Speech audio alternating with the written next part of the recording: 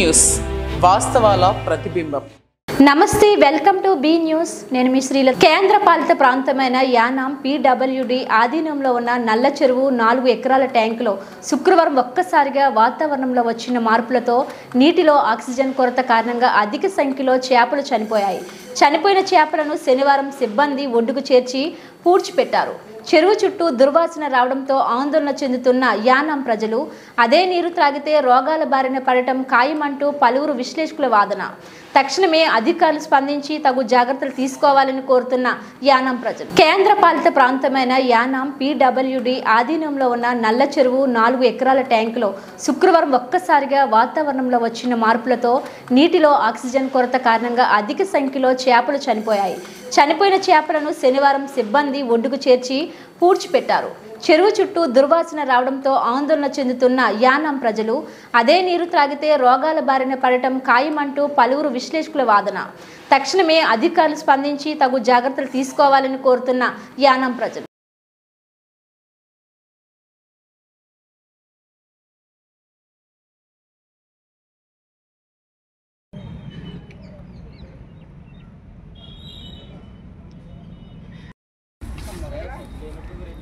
కాచుకున్నాడా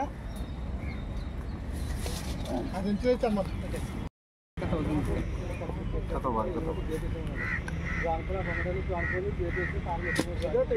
తేలికే ఉండి వాళ్ళ ఇంటికి వెళ్ళి 2 చేపలు తెలిపోయి చెప్పాను. కప్పులో నాతో ఎక్కడ వాడుతుంది తప్పేందా? ఇప్పుడు విలేకరులు ఇంటికి వెళ్ళి చేపలు తెలిపోతుందని చెప్పాను.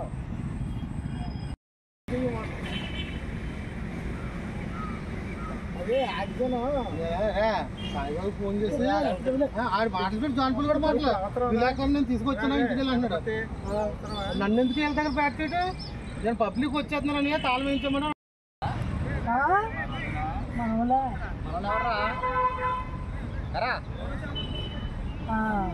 మనోళ్ళెవరో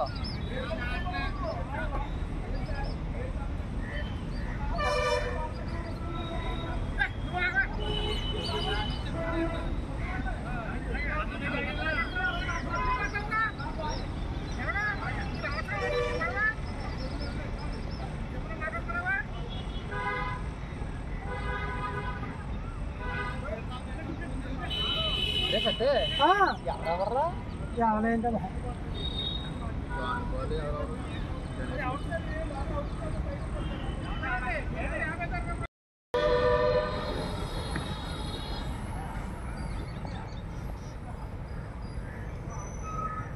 అంబేద్కర్ కోనసీమ జిల్లా పోలవరం మండలం తీర ప్రాంతమైన గుత్తనదేవి గోగులంక మధ్య గోదావరి అలల ఉధృతికి నిలిచిపోయిన పంటి ప్రయాణం. బంగాళాఖాతంలో ఏర్పడిన అల్పపీడనం తీవ్ర వాయుగుండంగా మారడంతో అల్లకల్లోలంగా మారిన గోదావరి నది పరివాహక ప్రాంతం భైరవపాలెం సముద్ర ప్రాంతానికి అతి దగ్గరగా గుత్తనదేవి గోగులంక గోదావరి ఉండడంతో గోదావరి తీర ప్రాంతంలో ఎగసిపడుతున్న అలలు. అంబేద్కర్ కోనసీమ జిల్లా పోలవరం మండలం తీర ప్రాంతమైన గుత్తనదేవి గోగులంక మధ్య గోదావరి అలల ఉధృతికి నిలిచిపోయిన పంటి ప్రయాణం. బంగాళాఖాతంలో ఏర్పడిన అల్పపీడనం తీవ్ర వాయుగుండంగా మారడంతో అల్లకల్లోలంగా మారిన గోదావరి నది పరివాహక ప్రాంతం భైరవపాలెం సముద్ర ప్రాంతానికి అతి దగ్గరగా గుత్తనదేవి గోగులంక గోదావరి ఉండడంతో గోదావరి తీర ప్రాంతంలో ఎగసిపడుతున్న అలలు.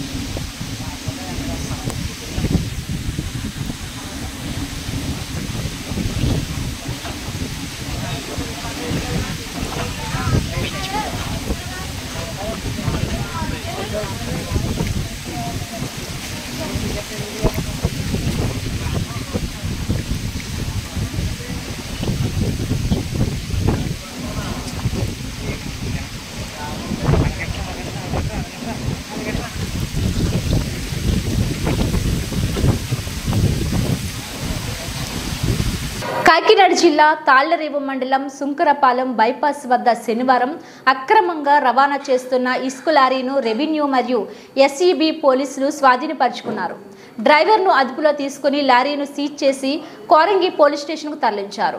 వారం రోజుల క్రితం జిల్లా కలెక్టర్ జె నివాస్ పిల్లంక, గోవలంక ఇసుక ర్యాంపులను సందర్శించి ఇసుక మాఫియాపై కఠిన చర్యలు తీసుకోవాలని అధికారులకు హెచ్చరించినప్పటికీ ఇసుక మాఫియా వారిని లెక్క చేయకుండా ఇష్టారాజ్యంగా రాత్రులు ఆంధ్ర ప్రాంతమైన పిల్లంక, గోవలంక సమీపంలో ఉన్న ఇసుకను పడవలపై ఒడ్డుకు చేర్చి యానాం ప్రాంతంలో నిల్వ ఉంచి ఆంధ్రాకు లారీలపై రవాణా చేస్తున్నారు.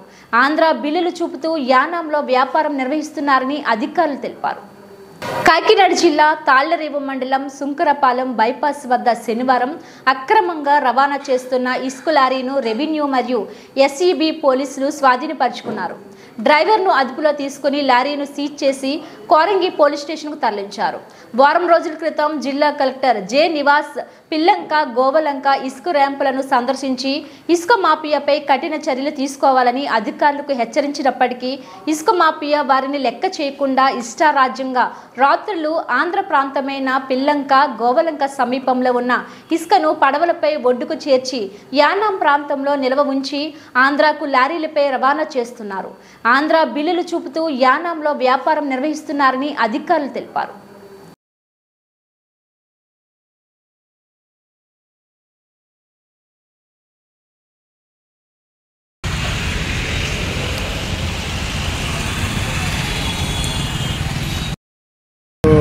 తనిఖీల్లో భాగంగా ఇసుక లారీ మేము ఉదయం మా సుందరపాలెం చెక్పోర్ట్ దగ్గర విఆర్ఓ గారి సమక్షంలో విఆర్ఓ సమక్షంలో చెక్ చేసి ఒక లారీ ఆపాము.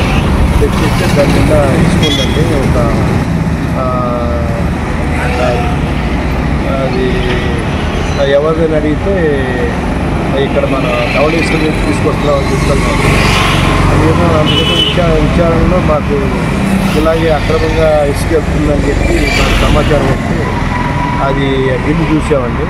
బిల్లు మీద అది ఉదయం 5 చిల్లరకు ఉందండి. అది మాకు డౌట్ వచ్చి ఇదంటే ఎంక్వైరీ చేస్తే ఇక్కడ వేరే మన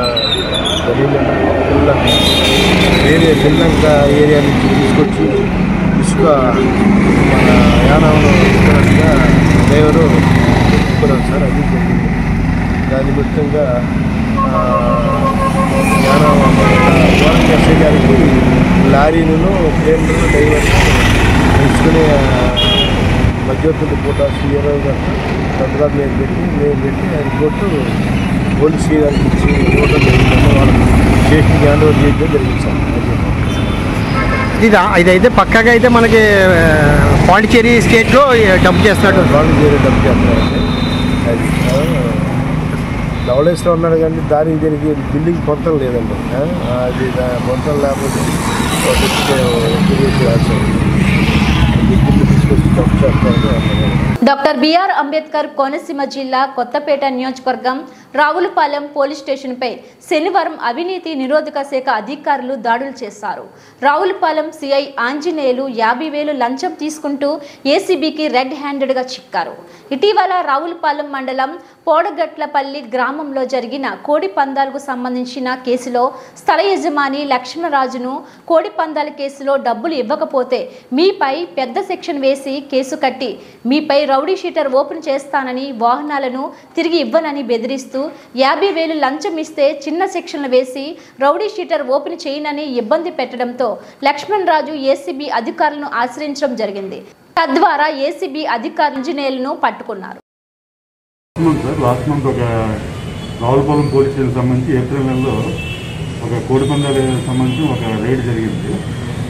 రైడ్ జరిగితే అందులో చాలామంది వ్యక్తులు దొరికారు. కొన్ని కోలే పట్టుకున్నారు. తర్వాత కొన్ని ఫ్లైట్స్ అవి కూడా వెహికల్స్ రికవర్ చేశారు. అందులోనేమో ఎవరైతే ఏ స్థలంలో అయితే పట్టుకున్నారో ఆ స్థలంలో తనకి యజమాని కుచ్చిలపాటి లక్ష్మణరాజు ఉన్నారు. ఆయన కంప్లైంట్స్ ఏంటంటే కొంత డబ్బులు ఇచ్చాడు. మళ్ళీ అది కాకుండా ఇంకా 50,000 ఎక్స్ట్రా డిమాండ్ చేశారు. దేనికంటే రేపు పొద్దున్న ఛార్జ్ షీట్ అది పెట్టినప్పుడు హెల్ప్ చేయాలని, తర్వాత ఏంటంటే షీట్ అది ఏమైనా ఓపెన్ చేయకుండా ఉండాలని చెప్పేసి డిమాండ్ చేశారు. ఆ డిమాండ్ ఏంటంటే కంటిన్యూస్గా డిమాండ్ చేయడం వల్ల ఆయన ఏసీబీని ఆశ్రయించారు. ఈరోజు ఆయన వచ్చి ఆ డబ్బులు ఇవ్వడం, ఆయనేమో ఒక కవర్ ఆయన చేతికి ఇచ్చి అందులో పెట్టమను. తర్వాత మేము వచ్చి అది రికార్డ్ చేయడం. ఎంత డిమాండ్ చేశారు? ఈ కేసు సంబంధించి 50,000. ఆయనది రావులపల్లి డైరీ ఫార్మ్ మెయింటైన్. కేసులో పేరు లేకుండానండి ఎందుకని డిమాండ్ చేసింది? అంటే ఆ కేసు ఇంకా ఛార్జ్ షీట్ కోర్టులో ఇంకా డిస్పోజ్ అవ్వలేదు. ఓకే. ఆ టైంలో హెల్ప్ చేయాలని చెప్పేసి. తర్వాత ఏంటంటే జనరల్ కొన్ని కేసుల్లోనేమో రౌడీ షీట్ ఓపెన్ చేయడం, సస్పెండ్ ఇలాంటివన్నీ ఉంటుంది. అలాంటిది ఏమీ లేకుండా ఇవేం లేకుండా చిన్న చిన్న కేసులు, చిన్న చిన్న సెక్షన్లు వేసేలాగా. కేసు వరకు ఓకే అండి. ఫర్దర్గా ఇంకా ఏమైనా. Okay sir. ఈ పేరేంటన్నా? శ్రీహర్రాజు అండి, ఏసీబీ రాజమండ్రి.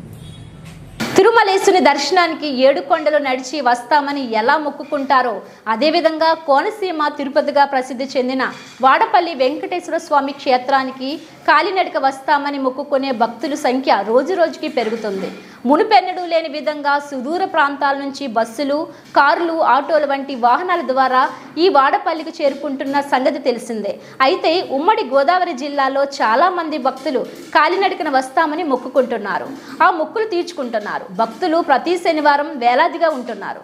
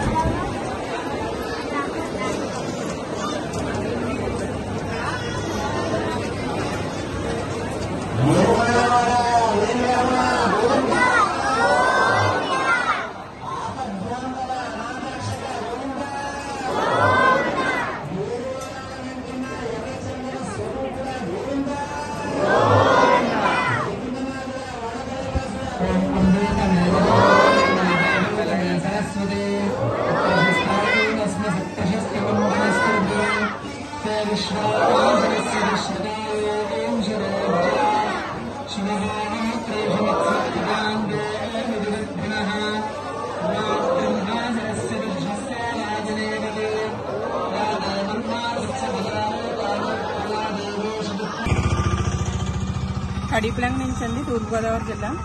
ఇంతకుముందు ఒకసారి వాడపల్లి వెళ్ళామండి గోదావరి దగ్గర నుంచి. ఇప్పుడు వెళ్దాం అనుకున్నామండి, వాటర్ ఎక్కువ ఉందని ప్రమాదం వల్ల 3 ఆడవాళ్ళు చనిపోయారండి. అంతకు నుంచి ఇలా రావులపాలెం నుంచి వెళ్తున్నామండి. ఎన్ని కిలోమీటర్లు? 25 కిలోమీటర్లండి. కాకినాడ జిల్లా తాళ్లరేవు మండలం పటవల పైడా ఇంజనీరింగ్ కళాశాలలో శనివారం ప్లేస్మెంట్ డే ఘనంగా జరిగింది.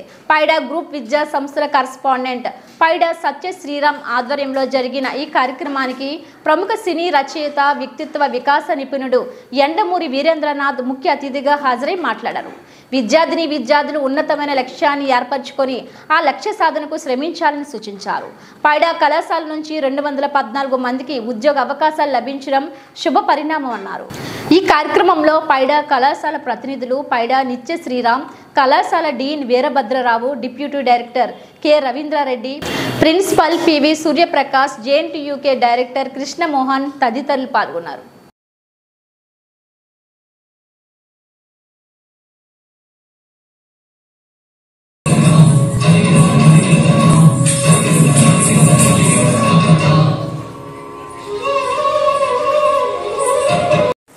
అద్భుతంగా చదవాలి, ఉద్యోగం కూడా అద్భుతంగా చేయండి. మీరు ఎప్పుడు హైదరాబాద్ వస్తే గచ్చిబౌలి అని ఒక ప్లేస్ ఉంది. అక్కడ ఇన్ఫోసిస్, టీసీఎస్ కంపెనీలన్నీ ఉంటాయి. సాయంత్రం 5:30 మీరు చూస్తే చాలా ముందుకెళ్తూ ఉంటారు. ఎందుకంటే దీని నెంబర్స్ ఎవరు చేర్చాము. మీరు ఎప్పుడైతే మీరు చేస్తున్న పని ఇష్టపడలేదో తొందరగా ముసపడిపోతారు. Right, understand this is the first point. Second point is మీకు బాబా అక్కడ చూడమ్మాయి జిఎంఆర్ మహేంద్ర కంప్యూటర్స్ దాదాపు 10 సంవత్సరాల క్రితం more than 1 lakh salary interviews లో ఉండేవాడిని బోర్డు మెంబర్గా. ఆ అనుభవంతో కొన్ని పాయింట్స్ చెప్తాను మీకు, వినండి. బాబా మీకే స్టేట్ ఫైనాన్స్ కార్పొరేషన్ లో 250 రూపాయలకి నాకు ఉద్యోగం ఇస్తే 5 సంవత్సరాలు నేను పనిచేశాను. చాలా నమ్మకంగా పనిచేశాను. దాని మేనేజింగ్ డైరెక్టర్ స్వామినాథ్ రెడ్డి గారు ఆంధ్ర బ్యాంక్ చైర్మన్ అవుతున్నప్పుడు చార్టెడ్ అకౌంటెంట్ అయ్యింది కూడా ఇక్కడి నుంచి ఉద్యోగం మానకుండా 5 సంవత్సరాలు నమ్మకంగా పనిచేశావు కాబట్టి నాతో పాటు నువ్వు ఆంధ్ర బ్యాంక్ రా అని చెప్పి నన్ను ఆంధ్ర బ్యాంక్ తీసుకెళ్లి from Kanyakumari to Kashmir head of the department for small scale industries top post ఇచ్చారు. నమ్మకంగా ఉంటే ఒకటే ఆర్గనైజేషన్ లో ఇవి లాభాలు. Quite opposite is my son. చేయండి. 6 months చేస్తారా, 1 year చేస్తారా, ఒకటే కంపెనీలో 5 years చేస్తారా, 10 years చేస్తారా, అది మీ ఇష్టం. చేసినంత కాలం మాత్రం సిన్సియర్గా చేయండి. సెకండ్ పాయింట్ ఈస్ ఉద్యోగం వచ్చింది కదా ఇక నేర్చుకోవడానికి ఏమి, ఉద్యోగం వచ్చిన తర్వాతే నేర్చుకోవాల్సింది చాలా ఉంటుంది. నాలెడ్జ్ రావడం చేస్తున్నా సత్యం నాతో చెప్పి మీరు ఎవరైనా ఇంజనీరింగ్ స్టూడెంట్ పంపించండి మొత్తంతో మేము నేర్పుకుంటామని. సార్ వాటే నేర్పుతారట వీళ్ళకి ఎలా పని చేయాలి ఏమి, ఎంత ఫాస్ట్ గా నేర్చుకుంటారు మీరు అనే దాని మీద మీ జీతం ఇంక్రీజ్ అవుతూ ఉంటుంది. How fast you will become a project manager rather than A technician. దానికి ట్రై చేయాలంటే మీకు ఉండాల్సిందే నాలెడ్జ్, బేసిక్ నాలెడ్జ్ ఉండాలి, ఇంటెలిజెన్స్ ఉండాలి, మీ రిఫ్లెక్స్ యాక్షన్స్ కరెక్ట్ గా ఉండాలి. What is 23/7? బాబా మాట్లాడండి సార్, మాట్లాడు. ఇంత ఫాస్ట్ గా రిఫ్లెక్స్ యాక్షన్స్ ఉంటే జీవితంలో తొందరగా పైకి వెళ్తారు. లాటరల్ థింకింగ్ ఉండాలి.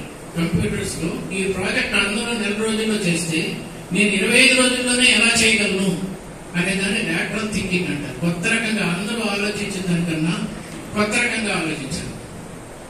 ఒక చోట న్యాయం మీద 10 కాదు, దీనికి 3 ఆన్సర్లు ఉన్నాయి. ఫస్ట్ ఆన్సర్ 0, రెండో ఆన్సర్ 1, మూడో ఆన్సర్ నాకు తెలియదు. ఇది ప్రశ్న అడగముందు ఆన్సర్ చెప్తున్నా. ఫస్ట్ ఆన్సర్ 0 బ్రాహ్మణ పేరు ఒకటి చచ్చింది, అక్కడే ఉన్నాయి. ఎవరైతే గట్టిగా మాట్లాడతారో వాళ్ళ జీవితం బాగుంటుంది. 1 ఉంటే మిగతా కాపులన్నీ ఏమవుతాయి? ఎగిరిపోతాయి. ఎందుకు ఎగిరిపోతాయి? అవి చెవిటివైతే దాన్ని లాటరల్ థింకింగ్ అంటారు. కాకినాడ జిల్లాలో ప్రముఖ పుణ్యక్షేత్రమైన అన్నవరం శ్రీ వీర వెంకట సత్యనారాయణ స్వామి వారి దేవస్థానం ఆధ్వర్యంలో నిర్వహింపబడుతున్న వార్షిక దివ్యాన కళ్యాణ మహోత్సవాల్లో భాగంగా శుక్రవారం రాత్రి శ్రీ స్వామి అమ్మవార్లను వివిధ రకములైన సుగంధ భరిత పుష్పములతో అలంకరించి శ్రీ పుష్పయోగ కార్యక్రమాన్ని అత్యంత వైభవంగా భక్తులకు నయన ఆనందకరంగా రమణీయంగా వేడుకగా నిర్వహించారు. ఈ కార్యక్రమంలో ప్రధాన అర్చకులు కోట సుబ్బయ్య, ముఖ్య అర్చక కంచబట్ల రామ్ కుమార్, దత్తు శర్మ, ఆలయ కార్యనిర్వహణాధికారి కె రామచంద్ర మోహన్ కుటుంబ సమేతంగా పాల్గొన్నారు.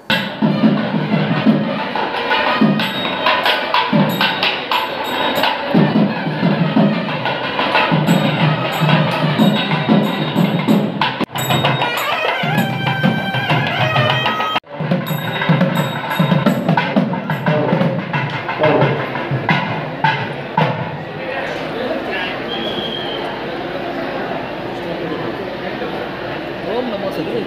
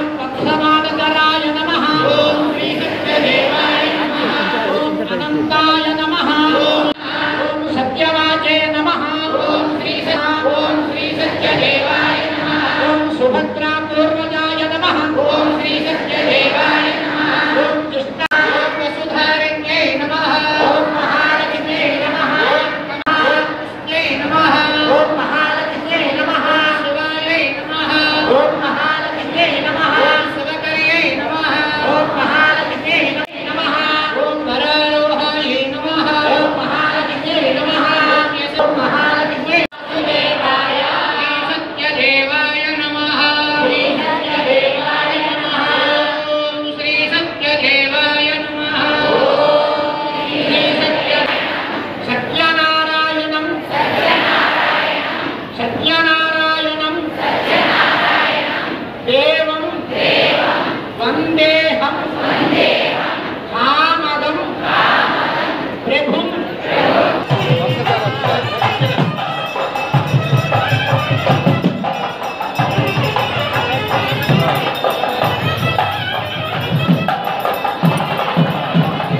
కాకినాడ జేఎన్టీయూలో భద్రపరిచిన ఈవీఎం స్ట్రాంగ్ రూముల వద్ద భద్రతా నిఘా వ్యవస్థను జిల్లా కలెక్టర్, జిల్లా ఎన్నికల అధికారి జె నివాస్ ఇతర ఎన్నికల అధికారులతో కలిసి పరిశీలించారు. డాక్టర్ బిఆర్ అంబేద్కర్ సెంట్రల్ లైబ్రరీలో భద్రపరిచిన పిఠాపురం, జగ్గంపేట, ప్రత్తిపాడు నియోజకవర్గాలకు సంబంధించిన ఈవీఎంల స్ట్రాంగ్ రూములను పరిశీలించి అధికారులు వివరాలు అడిగి తెలుసుకున్నారు. అనంతరం లాగ్ రిజిస్టర్లో సంతకం చేశారు. ఈ సందర్భంగా ఆయన మాట్లాడుతూ జేఎన్టీయూలో ఈవీఎంలను స్ట్రాంగ్ రూముల్లో సురక్షితంగా భద్రపరచడం జరిగిందన్నారు.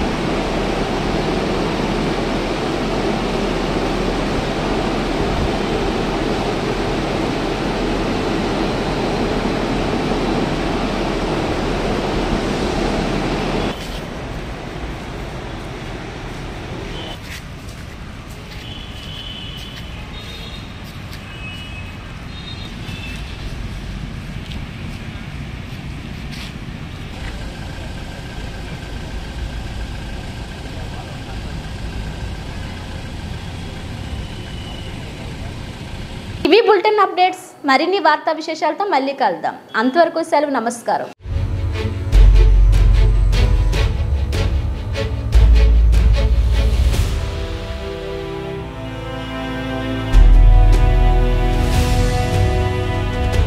బీ న్యూస్, వాస్తవాల ప్రతిబింబం.